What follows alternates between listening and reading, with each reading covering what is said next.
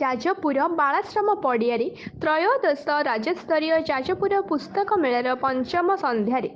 ମେଳାର ସଭାପତି ସନ୍ତୋଷ କୁମାର ନନ୍ଦଙ୍କର ଅଧ୍ୟକ୍ଷତାରେ ଉଦ୍ଘାଟକ ଭାବେ ପଣ୍ଡିତ ଡକ୍ଟର ସୂର୍ଯ୍ୟମଣି ଖୁଣ୍ଟିଆ ଯୋଗଦେଇ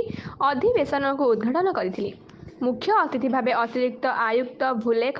ଓ ବନ୍ଦୋବସ୍ତ ଅକ୍ଷୟ କୁମାର ମଲ୍ଲିକ ଯୋଗଦେଇ ବହିର ବିକଳ୍ପ ନାହିଁ ବୋଲି କହିବା ସହ ଭଲ ପୁସ୍ତକ ପଢ଼ିବା ଦ୍ୱାରା ଚରିତ୍ର ମାର୍ଜିତ ହୁଏ, ଜୀବନରେ ଆନନ୍ଦ ମିଳିବା ସହ ସମାଜକୁ ବିଶୃଙ୍ଖଳା ଦୂରୀଭୂତ ହୁଏ ବୋଲି ମତବ୍ୟକ୍ତ କରିଥିଲେ। ସମ୍ମାନିତ ଅତିଥି ଭାବେ ଯାଜପୁର ପୌରପାଳିକାର ଉପନଗରପାଳ ସନ୍ତୋଷ କୁମାର ମଲ୍ଲିକ ଯୋଗଦେଇ ପ୍ରତିବର୍ଷ ଭଳି ଏ ବର୍ଷ ପୁସ୍ତକ ମେଳାର ଆୟୋଜନ ଅତ୍ୟନ୍ତ ଆକର୍ଷଣୀୟ ହୋଇଛି ବୋଲି ପ୍ରକାଶ କରିଥିଲେ।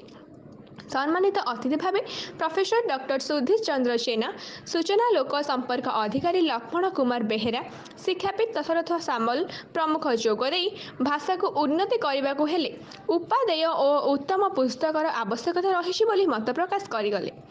ଏହି ଅବସରରେ ପ୍ରତୀକ ଭିଜନ ଓ ଥିଏଟର ଗ୍ରୁପ ପକ୍ଷରୁ ନିର୍ଦ୍ଦେଶକ ପ୍ରସନ୍ନ ବିଶ୍ୱାଳଙ୍କ ନିର୍ଦ୍ଦେଶନାରେ ନାଟକ ସୁକନ୍ୟା ମଞ୍ଚସ୍ଥ ହୋଇଥିଲା।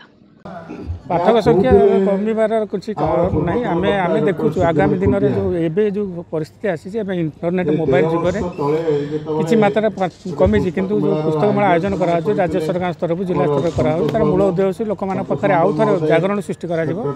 लोक मैंने पुस्तक प्रति आकृष्ट हूँ जो पुस्तक लिखुंट जो लेखक मैंने लिखुंट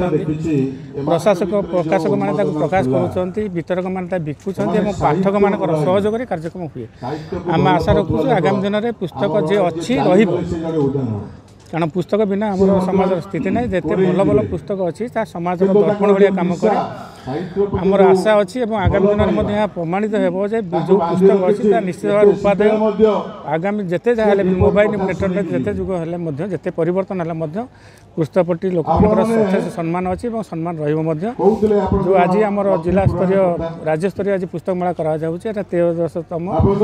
यही कार्यक्रम माध्यम आम जो अन्य साहित्य संसद कार्यक्रम कर समस्त कर्म श्रेय देवी जिला प्रशासन सहयोग करुँचा भाषा साहित्य संस्कृति विभाग सहयोग कर सहयोग कार्यक्रम होगी आगामी दिन में लोक भर जागरण सृष्टि कर लोक मैंने पुणी से पुस्तक को फेरवे जो पुस्तक आम समाज में परिवर्तन आम संस्कार आनी निश्चित भाव में फलवती है पुस्तक मेला निश्चित भाव में समस्त उद्बुद्ध कर लोक मैंने पुस्तक प्रति आकृष्ट हे। हाँ ये जो नाटक एक्चुअली नारी सुरक्षा दिगरे आम परिश्रम करूँ कहानी से अच्छी गोटे कन्या शिशुटे बंचिले ए देश बंचब से आज पुस्तक मेल जाजपुर टाउन जो बालाश्रम अनुष्ठित होचे गोटे नारी गोटे नारी बचिले देश बंचब गोटे कन्या बंचब आ नारी भी गोटे बड़ हो साइंटिस्ट हो पार्टी डॉक्टर हो पार्टी और वैज्ञानिक हो तो नारी को जमी मध्य जुगे गुरुत्व दिया आम समाज में गुरुत्व देवा दरकार नारी बंचिले आम देश बहुत आगे।